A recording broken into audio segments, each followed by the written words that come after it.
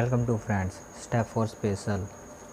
In this video we will discuss D.Ed paper 4 unit 3.1 identifying special needs of children with disability.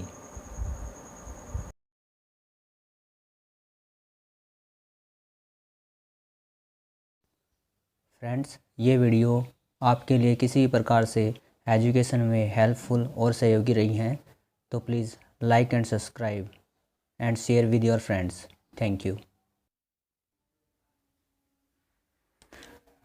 आइए आज discuss करते हैं unit 3 include children with disability in education. Unit 3.1 identifying special needs of children with disability. आइए जानते हैं इसके बारे में. व्यक्तियों में शारीरिक और मानसिक रूप से व्यक्तिगत भिन्नताएं पाई जाती हैं. जब हम विशेष आवश्यकता वाले बच्चों की बात करते हैं तो वहाँ पर भिन्नताएं और भी अधिक हो जाती हैं. हम जानते हैं कि हमारे जो सोसाइटी में लोग रहते हैं उनकी शारीरिक और मानसिक रूप से व्यक्तिगत भिन्नताएं अलग अलग हैं. जैसे कि किसी का जो फेस स्ट्रक्चर है कैसे ही बना हुआ है, किसी का कैसे ही है, मतलब सबके सब अलग अलग है. और फिर मानसिक रूप से अगर हम जान सकते हैं कि सबकी जो मेंटेलिटी है, जो भी थॉट्स है, लाइक डिसलाइक्स हैं उनके, वो सब के सब अलग अलग हैं.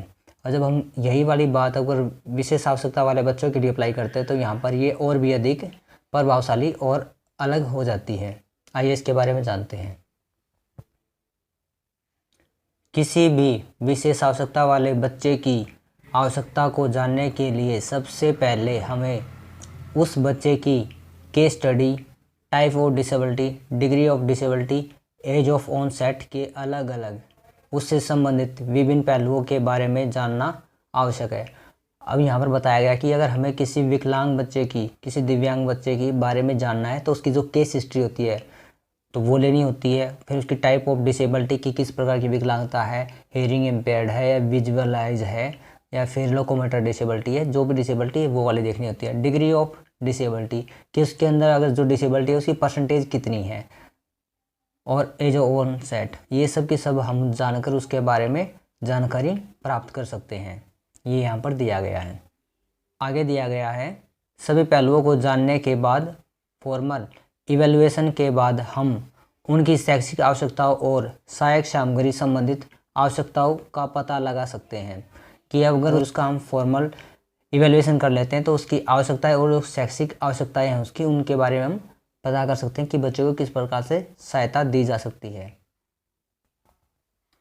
आगे दिया गया है किसी बच्चे की शैक्षिक आवश्यकता और सहायक सामग्री संबंधित आवश्यकता उसमें टाइप और डिसेबिलिटी पर निर्भर करता है. किसी भी बच्चे की शिक्षा में जो सबसे मुख्य दो आवश्यकताएं होती है वो उसकी शैक्षिक और पुनर्वासिक आवश्यकता होती है. कि बच्चे की जो शैक्षिक आवश्यकता है वो पुनर्वासिक आवश्यकता है. उसके अंदर क्या आती हैं, उसके अंदर आती हैं जो हीयरिंग एड, हेल्पिंग एड्स वगैरह यूज़ करते हैं बच्चे के लिए, वही सब जो थेरेपी सेशंस वगैरह प्लान किए जाते हैं वो सब आते हैं उसके पुनर्वास आवश्यकता के अंदर. ये यहाँ पर बताया गया है.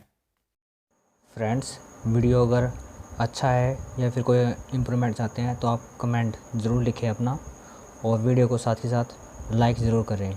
और जिन भी दोस्तों ने अगर चैनल सब्सक्राइब नहीं किया है तो प्लीज़ वो सब्सक्राइब कर लें ताकि वो अधिक से अधिक एजुकेशनल वीडियोस प्राप्त कर सके. धन्यवाद. Educational needs.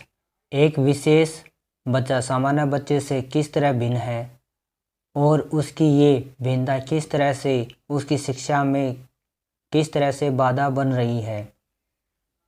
इसी बाधा को दूर करने के लिए जिन संसाधनों की आवश्यकता पड़ती है जिससे विशेष बच्चों की आवश्यकताओं के अनुसार प्रभावी ढंग से शिक्षा दी जा सके, वही उनकी शैक्षिक आवश्यकता है. जैसे सामान्य बच्चे में भाषा वाणी का विकास हुआ रहता है जिस वजह से वे सामान्य पाठ्यक्रम के द्वारा ही शिक्षा ग्रहण कर लेते हैं. लेकिन विशेष आवश्यकता वाले बच्चों में भाषा वाणी का विकास पर्याप्त नहीं हुआ रहता जिससे उन्हें अडॉप्टेड करिकुलम की आवश्यकता होती है. अब यहाँ पर बताया गया है कि जो सामान्य बच्चे होते हैं उनमें जो भाषा वाणी का विकास होता है वो नॉर्मली हो जाता है, और एक जो दिव्यांग बच्चा होता है उसके अंदर भाषा वाणी का विकास नहीं हुआ रहता. जिसकी वजह से उस बच्चे के लिए जो अडॉप्टेड करिकुलम है उसकी आवश्यकता पड़ती है, जिसके बिहाफ पर बच्चे को एजुकेशन प्रोवाइड की जाती है, ये यहाँ पर बताया गया है। इसमें आगे दिया गया है, इसी तरह शिक्षण सहायक सामग्री, आवश्यकता आधारित अडॉप्टेड सीटिंग अरेंजमेंट, संप्रेषण विधि आवश्यकता आधारित इसकी शैक्षिक आवश्यकता होती है।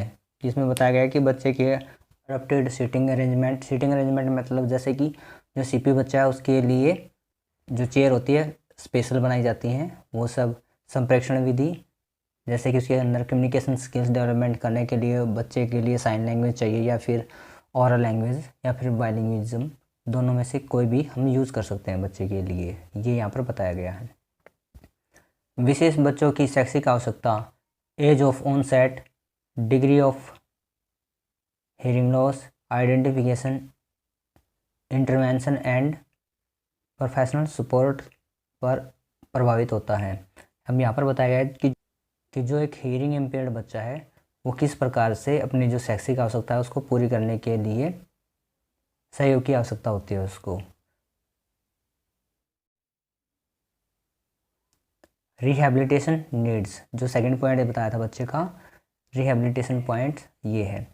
विकलांगता की वजह से बच्चे में कोई न कोई शारीरिक, मानसिक या फिर ज्ञानेंद्रिय की कार्य क्षमता में कमी आ जाती है, जिसकी वजह से उन्हें नॉर्मल डेवलपमेंटल माइलस्टोन प्राप्त करने में, डीएलएस एक्टिविटी को करने में समस्या होती है। अब यहाँ पर बताया गया कि जो विकलांग बच्चा है उसके शारीरिक या मानसिक या फिर किसी ज्ञानेंद्रिय में कमी होने के कारण बच्चे में जो डेवलपमेंटल है डिले हो जाता है और माइलस्टोन्स वो प्राप्त नहीं कर पाता और डेली लिविंग स्किल्स में भी उसको समस्या देखने को मिलती है। ये सब यहाँ पर बताया गया है। आगे दिया गया है, इस समस्या को दूर करने के लिए जिन सामग्रियों की आवश्यकता पड़ती है उसे रिहैबिलिटेशन नीड्स कहते हैं। इसे हम फिजिकली रिहैबिलिटेशन भी कह सकते हैं। जैसे एचआई की वजह से बच्चे की कार्य क्षमता में कमी आई है, उसे दूर करने के लिए हियरिंग एड देना होता है। यहाँ पर बच्चे को बताया गया है कि जो हियरिंग इम्पेयर्ड बच्चा है उसके लिए हियरिंग एड कितना इम्पोर्टेंस है, उसको भाषा सुनवाने के लिए और उसका पुनर्वास करने के लिए, ये सब यहाँ पर बताया गया है। आगे दिया गया है, इसी तरह फिजिकली हैंडीकैप्ड बच्चों को व्हीलचेयर, कैलिपर्स और बैसाखी देना और ये उनकी शारीरिक पुनर्वास आवश्यकता होती है। इसी प्रकार जो फिजिकली चैलेंज बच्चे हैं, जो कि सीपी बच्चे हैं या फिर लोकोमोटर डिसेबल्ड चाइल्ड हैं या फिर पोलियो से इफेक्टेड बच्चे हैं, उन सबको जो कैलिपर्स और व्हीलचेयर्स और बैसाखी वगैरह देकर उसको शारीरिक पुनर्वास की जो आवश्यकता उसको पूरा किया जाता है, यहाँ पर ये बताया गया है।